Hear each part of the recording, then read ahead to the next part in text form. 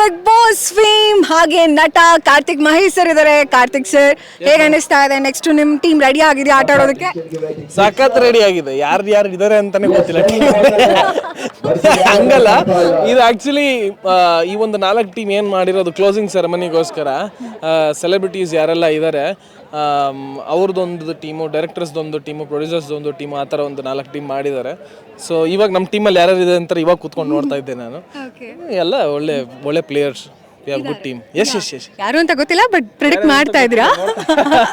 Anyway, ನೀವು AVR Tuskers ಟೀಮ್ಗೆ ಆಡಿದ್ರಿ. So over all Dubai experience ಬಗ್ಗೆ ಹೇಳೋದಾದ್ರೆ? ಸಖತ್ತಾಗಿತ್ತು. ಅಂದರೆ Dubai, Sharjah, it's an international ground. ಅಲ್ಲಿ ಎಲ್ಲ ದೊಡ್ಡ ಸ್ಟಾರ್ ಪ್ಲೇಯರ್ಸ್ ಎಲ್ಲ ಆಡಿದ್ದಾರೆ.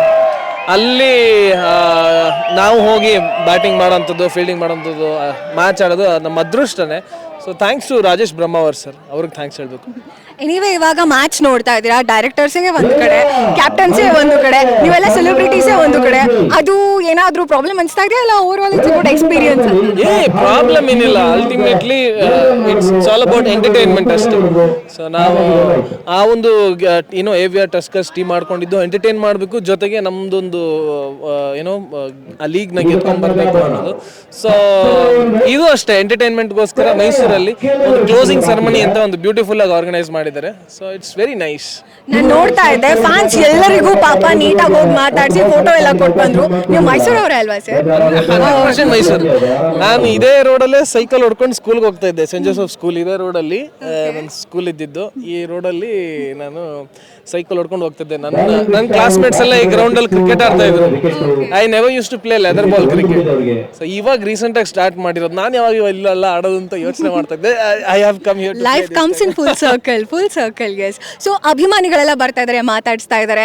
ಇನ್ನೂ ಕೂಡ ಕಾರ್ತಿಯಣ್ಣ ಅನ್ನೋ ಸೌಂಡು ನೀವು ಗಮನಿಸಿದ್ರಿ. ಸೊ ಅದು ಹೇಗಿದೆ ಫೀಲ್? ನಿಮ್ಮ ಮನೆ, ಹೋಮ್ ಟೌನು, ಇಲ್ಲಿನ ಜನ?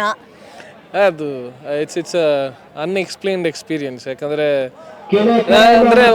ಹೋಮ್ ಈಗ ನಾವು ಕ್ರಿಕೆಟರ್ಸ್ನೇ ನೋಡ್ತೀವಿ, ಅವ್ರಿಗೆ ಹೋಮ್ ಗ್ರೌಂಡಲ್ಲಿ ಆಡುವಾಗ ಎಷ್ಟು ಖುಷಿ ಇರುತ್ತೆ, ಎಷ್ಟು ಸಪೋರ್ಟ್ ಇರುತ್ತೆ, ಅದೇ ರೀತಿ ನನಗೂ ಫೀಲಿಂಗು. ಆ್ಯಂಡ್ ಎಷ್ಟೊಂದು ಜನಕ್ಕೆ ನಾನು ಭೇಟಿ ಆಗೋಕ್ಕೆ ಅವಕಾಶ ಸಿಕ್ಕಿರಲ್ಲ.